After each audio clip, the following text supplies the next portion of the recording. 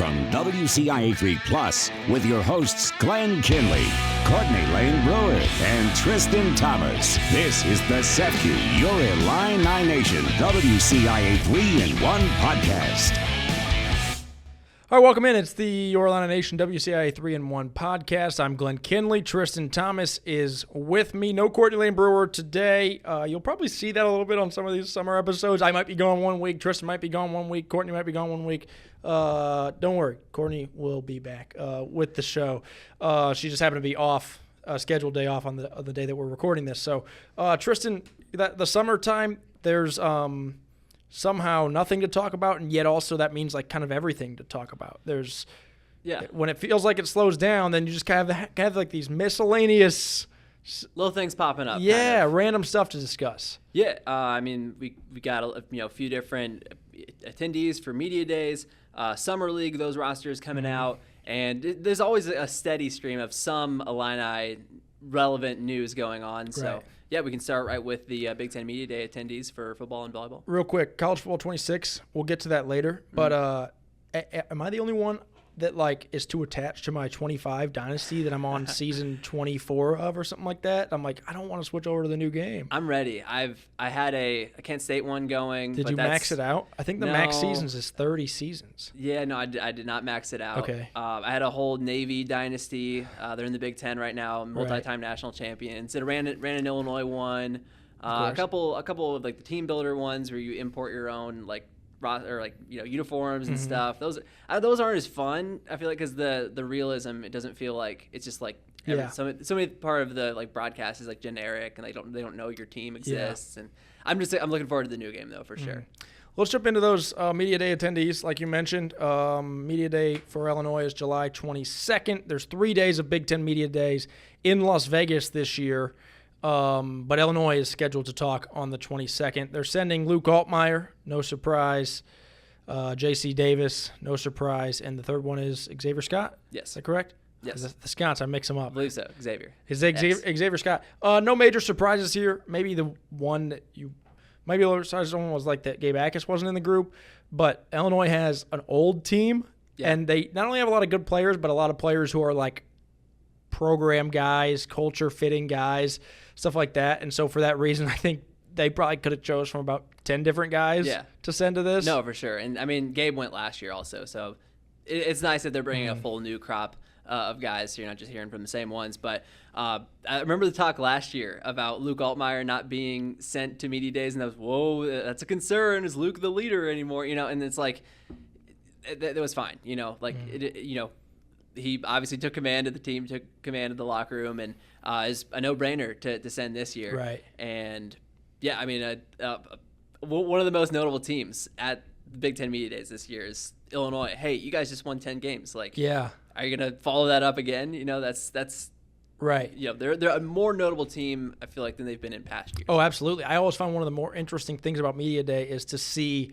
where all the biggest crowds are. I covered Big 12 Media Days last year when I was still reporting out in Kansas, and Coach Prime's there. So there's 150 reporters around Coach Prime, and then you might have the coach from, I don't want to single anybody out, but a school that maybe didn't have a great year last year, and their coach isn't as active on social media, blah, blah, that they might just be sitting at a podium, and there's like maybe one beat reporter there talking to them. So I can guarantee this, there will probably be more people around Brett Bielema and Luke Altmaier and wanting to talk to them than there was last year, without question. Yeah, and I mean, some of these guys are NFL relevant too. So if scouts are there or NFL, adjacent type reporters. I mean, J.C. Davis, I've seen him mocked in like the first round, like the back end of the first round on a random mock draft, way too early mock draft. So we got to play the whole season. Right. But certainly Xavier Scott and Luke Altmaier is another guy who, if he puts together another strong season, could be talking where is he going in the draft. Did you know Luke Altmaier would be, correct me if I'm wrong, the first Illinois quarterback drafted since Kirk Hittner, I believe? That sounds right. You're talking about 20-something years, man. Yeah. And I mean, a lot can change in a year. A lot changed last year for Luke. Before last season, you probably wouldn't have been talking about him on the draft boards. And now it would seem like a no-brainer that he would get drafted. I'm not saying he's going to be the first round. But I would imagine if we fast-forwarded and they were drafting right now, Luke would be selected. Yeah, or at least at least be in a training camp for sure. I mean, John Paddock was in a training camp. Right. Obviously, Tommy DeVito had his Linsanity run, if you want to call it that. That's a good word for it. Still in the NFL, but I mean, there just haven't been too many marquee quarterback talents to come through Illinois. I mean, certainly a Nate Scheelhaus had his run in college, but wasn't really a next level type prospect. I think Wes Lunt was also kind of in camps. Brandon Peters was in camps, but yeah, I mean, you haven't had a marquee nationally relevant quarterback who's ranked in the top 15 of college football 26 rankings. So yeah, exciting to see what he can do. Yeah, it is exciting. One thing that Tristan and I talked about off air that I wanted to mention here that I found interesting is that Illinois made sure to get all 5 of those returning starting offensive linemen in the spotlight this summer. So 2 of those guys, Josh Geske, Josh Kreutz, went to Illini Night at Wrigley Field. 2 of those guys being Brandon Henderson and Melvin Priestley went to Illini Night at Busch Stadium, and then J.C. Davis will go to Media Days in Las Vegas. I don't think that was an accident. Certainly some of it helped that those 2 O-linemen happen to be from St. Louis. Those 2 guys happen to be from Illinois and even from the Chicagoland area. So, that made it easy to do, maybe convenient to do, but I also don't think that it was an accident that Bielema made sure that these guys got their love, because if you're talking about position groups on that team, that's in your top 3 probably? Yeah. No, we've talked about it before, experience, continuity, those things are big for an offensive line of just, hey, we're going to combo up to backer here. Hey, I know what Melvin likes to do, what Brandon Henderson likes to do, whatever. When they might need some help, when I need to call on them for some help. Hey, they're running a stunt. We got to communicate who's taking who. Little things like that you don't always see can be just huge for a game and just for protecting Luke Altmaier and creating pass to run through. Speaking of the O-line, this is what you call a fantastic segue here. You talked with Melvin Priestley. We're going to get to that interview here in a second. If you're listening podcast style, you'll still be able to just hear it. If you want to watch it, it's on our WCIA Plus app. Maybe we should have led with that. This is episode 2 on our WCIA Plus app. If you're listening on Spotify and you want to watch it, you can download it, Apple TV, Amazon Fire Stick, Roku. Yes. You can download it and watch there. So we're adding in some video, but the interview will still be podcast friendly, as we hope that the whole episode is. But I loved your conversation with Melvin Priestley. Yeah. You know he's long been one of my favorite Illini. I enjoy watching him celebrate after games. The other team will jump off sides and he's dancing about it. Did you enjoy talking to him? Yeah, no, I mean, a cool story for sure. A guy who transferred in from Grambling State. And he talked about he's just grateful to be here, grateful to sounds like overcome a lot through his past, growing up in the Metro East to get to where he is now. And yeah, I mean, a big time starter on this team. And you talk about last year had some penalty struggles and some things to correct and grow from for sure. But it was also cool to hear him say talking about where people who follow Illinois, oh man, what a historic season, best. But 10 wins since 2001. But he was yeah, we had an okay year. We can do better. Right. And yeah, it was a great conversation and really, really, really cool to visit with Melvin Priestley down in St. Louis. Yeah, let's listen in. Tristan Thomas here at Busch Stadium on Illini Night, chatting with returning starting lineman Melvin Priestley. Melvin, what does this night mean to you to be back in St. Louis and back right in close to your hometown? It means a lot. I don't really come back to Missouri a lot, St. Louis. And the times I do, I just visit family. Illini Night here, it's just amazing. Seeing the St. Louis guys who go to school with me, I'm older than them, and just seeing they growth, the young men they becoming to, and just having fun with them, it's a great feeling. So. And a lot of great Illini players from the Metro East throughout the years. What does that mean to you to be a part of kind of that legacy and that culture? You don't know, I came up from nothing. It means a lot to be where I'm at in life. I had a lot of doubters, and just to be here and give back and seeing the youth, it means a lot. And also, we're going to keep adding on to the list, so it won't just be me. For sure. And with Illinois athletics, bringing guys here for Illini Night, what does it mean to you that they chose the St. Louis guys that are able to come back home and visit with people that they grew up in the same place as? I think it's only right, to have St. Louis, East St. Louis guys to come out here and spend this night when the alumni, the fans sign autographs, just so they can get to know us as a person off the field and on the field. Because, like they say, like playing football is not like basketball. Like they can see our facial expression, but no, we got a helmet on and we hitting people all the time. So I think it's great we able to spend time with the fans and come back to St. Louis, because we worked out this morning, so we made a sacrifice to come here. So it's a part of it. And now going into year 2 here for you, I mean, obviously coming off the 10-win season, what has the fan support been like, and what has it been like, catching up with Illini fans, and just the gratitude they've shown you, I'm sure, for the 10-win season? For sure, it really been amazing. We had an okay season. That's just a stepping stone. We trying to add to that. But it been great, you know how they say the fans be back and forth, but it wasn't that, they, especially in Champaign, I walk around, they showing love, how you doing, Melvin, so it's been amazing, because I ain't never experienced this coming from a small school like Grambling. I won't say small, but HBCU, smaller school than Big Ten. I ain't never experienced this, a new feeling, but it's been amazing. And obviously so many guys back next year, especially all 5 starters on the offensive line. I mean, how exciting is that of a prospect of what this O-line and this team can do? Like I said, the sky's the limit, but we ain't worried about the season right now. We worried about winning the workouts, To back on top of you said, the starting 5, I built the brotherhood, we build brotherhood, we go by family, and that's tough, smart, dependable, just to have them guys I played with last year, JC, Cruz, Behan, the guys I built a relationship in, it's special. And I just can't wait to see week 1. Obviously, Cubs-Cardinals today. Are you a big baseball guy? Excited to see a Cubs-Cardinals rivalry? Yeah, for sure. I'm a big baseball guy. I'm very excited, because like I said, I'm from St. Louis. And, we grew up coming to the baseball games. And I'm just very excited to see who's going to come out with the W. Brandon throwing out the first pitch. How do you think he's going to do? I think he's going to do amazing. Like, he's a very smart young man. He's very athletic. So I think he's going to do good. Sure. Anything else like to add?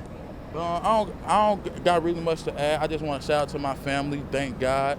Thank Coach B and all the staff, putting trust and supporting me and trust into me where I'm at today. So I don't really got nothing else to say. I just want to thank God and thank all the people supporting me. I cut away early. Sorry, I didn't mean to cut off Melvin there at the end. But awesome conversation. I enjoyed listening to that. He's very real. Like, as I'm watching it, it just seems like he's genuine. He's actually thinking about the questions that you ask him. Here, cool for him to talk about, like, where he came from and what he came from and his come up and stuff. And it sounds like he enjoys the Illini community, seeing fans out in town and stuff like that. Well, something I didn't even think about, I think we talked about a little bit, was like, oh, yeah, these, like, football players that we see face-to-face all the time and availabilities and stuff after practice, but a lot of fans maybe don't see Melvin Priestley. Yeah, what does he look like? Because, and these, like, Illini nights at Cubs-Cardinals games and White Sox games, like, you can visit with him and connect face-to-face and see, okay, yeah, that's the Melvin Priestley, that's the, Luke Altmaier. I mean, everyone knows Luke Altmaier, but some of these other guys who are big-time players on the team that maybe you don't recognize as much. And but in just in case you're wondering, with the Brandon Henderson first pitch, not good. No, it's high. Sorry, Brandon. The O-line's gonna be mad at me. I cut away early from Melvin's interview on accident, and now we're discussing Brandon's first pitch. Yeah, but, he was confident, and the confidence was the team had confidence in him too. But maybe he needs redemption next year or something. Yeah, I don't think they're going to be having him throw a pass in 2025. Yeah, no. Or maybe Brett Bielema just told me to say that so that nobody's expecting it. I remember when I played football at Muhammad Seymour, and we had an offensive lineman, Ben Stahl, who was like, Coach, I got a cannon. You got to let me throw. They actually gave him a reverse, like, pitch pass. Did it work? And no, it was. Oh, no. He sailed it. Hey, we're going to take a break here. It'll be no break if you're listening on Spotify. If you're watching on the Plus app, it'll be a short timeout, and then we'll come back and talk a little bit more. We're going to talk a little Illini volleyball. We're going to talk more about Josh Whitman and his media roundtable last week. A few different other things to touch on. So stick with us. And like I said, if you're on Spotify, it'll be maybe a 1.5 second break.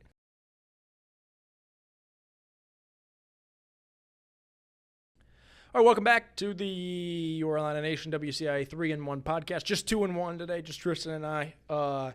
If you're watching on the WCIA Plus app on your streaming service, Apple TV, Fire Stick, Roku, we appreciate you downloading it and hope you're enjoying the new content. I know many people are fired up about the new shows that we're doing, the new show that Kevin's doing, the new show Jennifer Roscoe's doing, but also a lot of people that I talk to, Tristan, are just really seem to be happy about that they can watch our news, even if they're not in our viewing area. Yeah, and by that, I mean my parents. Yeah, streaming all over, and especially some of our coworkers are excited about that too, of their family members. It's like, oh, this is the first time you can actually see us live, on the news. No, it's exciting. Or people, I know I talked to some people who maybe grew up in Central Illinois and now don't live here. Maybe you live in a different part of Central Illinois. You live in Peoria, you live in Bloomington, and they're like, well, I grew up on WCIA. I want to keep watching it. So now you can watch it again. If you're tuning in just for this podcast, maybe we just told you something. Maybe you're like, wait, I can watch. Yeah, you can watch the newscast on here.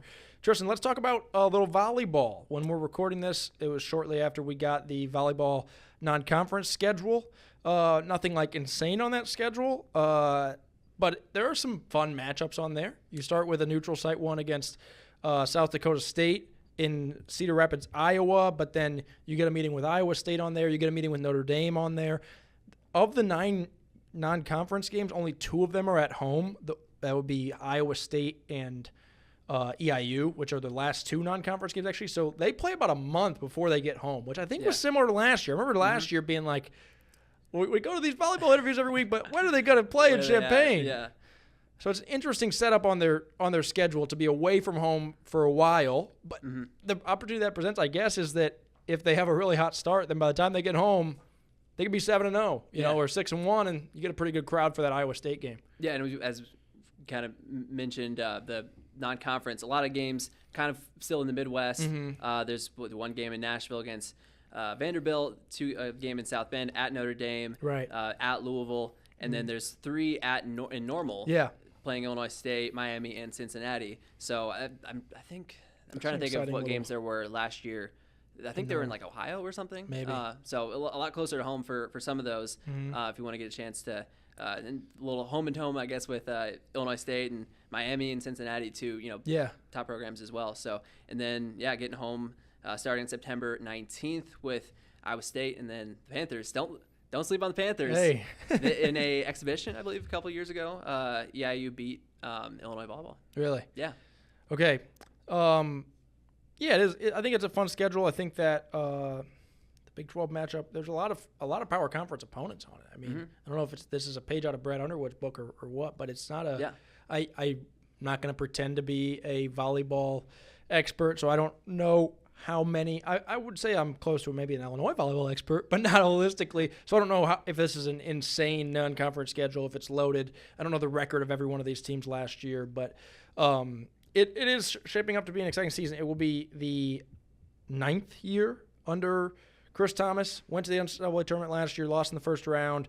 Lose Ranatari. I mean, I'm digging too deep now. This is all stuff that we'll talk about probably near the end of July when we actually have Big 10 volleyball media days. So we'll discuss more stuff then. But you lose Ranatari. I mean, that you can't understate how good she was. Yeah. You know, that's not like losing Josh McCray or Trey White or Marez Johnson. That's like losing. I mean, what do you even compare it to? She was insane, right? IO level, seriously, like, that type of impact. Yeah. I mean, just on the outside, just big presence at the front of the net. Now you got to look to there were some younger pieces that hit the portal last year, and now you're looking to and Avery Hernandez, who's back, was transferring in from Northwestern last year, and we'll certainly look to be maybe even an even bigger role on this team this year. Yeah, Avery Hernandez and Kayla Burbage will be the 2 that Illinois volleyball sends to media days. I've already written the script, Tristan, for my Avery Hernandez returns home for the 3 games in Normal. Yep. The Normal West grad, like myself. Only the best take the path of Normal West to Champaign, Illinois. That's only the brightest and finest. Yeah. But yeah, we're going to try to get up to Chicago for Big 10 volleyball media days. Hopefully have some good coverage from you there. I don't know about you, Tristan. I love covering volleyball. Yeah. I think it's like really exciting, probably underratedly exciting in my opinion. Yeah. It's everyone talks about football, men's basketball, and I don't mind covering those too. But volleyball has a potential to be very, very fun. Right. I mean, we've seen this Illinois program go to the Final Four, be a nationally relevant contending team. Not that they haven't been relevant, but really a top team that can make a run in the tournament. And that's what this program is trying to get back to. And we'll see if the roster is able to, get back to that level. It's so tough when there's competition that's you got to rise to, especially when they had Coach Hambly and he goes to Stanford and you're trying to retool and get back to that high standard. That's certainly what Illini fans are looking towards. Yeah, they have some new transfers and stuff, and some returners that we mentioned. So it should be an interesting year. We're excited to cover it. We got another break to get to. Before we do that, I want to jump into a little bit more about Josh Whitman and what we heard from him last week at that media roundtable. There was a ton. So if you've missed some of it, a lot of it's on our website. There was a lot to unpack. Some of it's on social media. We talked about literally everything, not just with Illinois athletics, but with college athletics. One of the things that Tristan and I found interesting was enforcements and how they're going to actually enforce this stuff and make it so that when people break the rules, there's punishments, because it doesn't necessarily seem like that's been the case, or at least maybe they haven't been pleased with those punishments. One of the biggest things I heard Josh say, Tristan, was the timeline, right? That was an interesting thing to me. It doesn't sound like it's going to be this recruiting violation, then 4 years later they say, well, you got to vacate those wins from 2017 or whatever, right? Yeah. He said he wants him to, what did he say, act swiftly and carry a big hammer or something like that. I mean, you don't want him to mess around, and I think that most ADs and you would hope maybe coaches understand that. Yeah, and essentially what he was getting at with the punishments, it's more like stricter, like forward this acting, I think, right? Yeah, stuff that affects you more in the forward, not versus taking away things. Yeah. Stuff that would affect you in the future. So, and we don't want to speculate too much, mostly because he didn't want to speculate too much. Yeah. So, but I mean, you're talking about, what does that look like? Is that a hit to your revenue share cap the next year? Is it a hit to your roster size? I doubt it would be that, but maybe it is. We've seen scholarships taken away from penalties before. So is it coaches suspended? Like, what does that look like? So we'll see.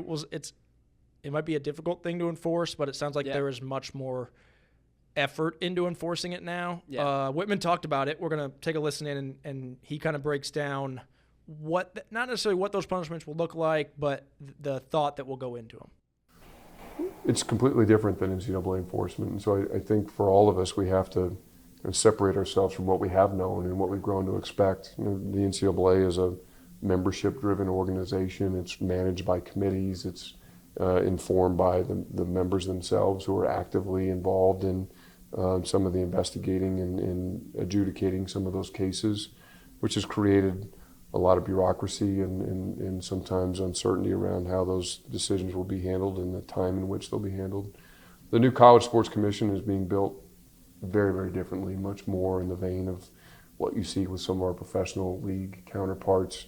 We'll have really incredible investigators, people who are former assistant United States attorneys, people who have engaged in high-level investigative work, either in the private sector or for the government.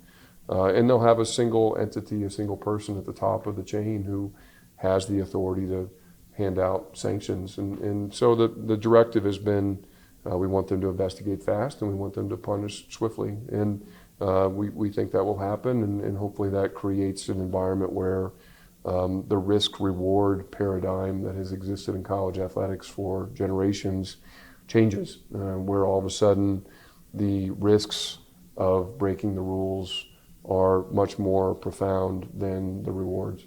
We're going to take another break. When we come back, we will talk a little bit of NBA Summer League, some Illini and former Illini there. I guess they're all former Illini now. But and we'll talk a little bit about college football 26 if we have time.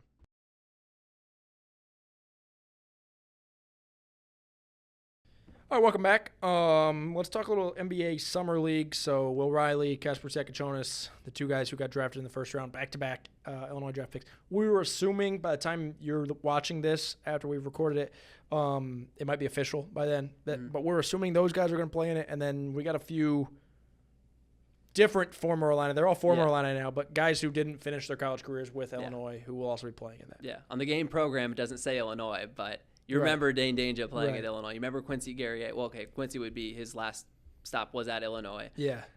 Those guys, and Coleman Hawkins, of course. all in the summer league. Interesting to see what those guys do, especially Coleman. I feel like he's always been one of those. He's got the NBA skill set. He always had NBA hype, maybe, and stuff, and that last year probably hurt his stock instead of helped it. But he has the size, he has the length. He's kind of a guy that can play a variety of different positions. So it'll be very interesting to see. Coleman with the Warriors, Quincy Guerrier with the Raptors, and Dane Danger with the Heat. Will we get a Kasper Siakachonis to Dane Danger pick and roll? Oh, there we go. That would be, man, Illini fans would love that, I'm sure. KJ lobbing it up to the dancing bear. Yes, please. We need it. We need it. Last thing before we get out of here. College football 26. Gabe Akis is a 92 overall. J.C. Davis is a 90. Xavier Scott's a 90. Luke Altmaier is an 89. Another 89, Darian Mensah, Duke. So we'll get those two guys. Yeah, that'll be a good quarterback matchup. Yeah. All right, we will preview that Duke game as we get closer to the season, and we'll talk about a lot before then. We'll talk about media days for football and volleyball, all sorts of stuff. Courtney will. I don't know when we're recording the next one, but I'm assuming she'll be back with us on the next one. Maybe I'll be gone. Maybe Tristan will be gone. But we'll get you back to the 3-1 sooner or later, certainly in football season when our schedules get a little bit more consistent. Thank you for listening or watching or tuning in however you did. We're back next week with another episode of the Your Illini Nation WCIA 3-in-1 podcast.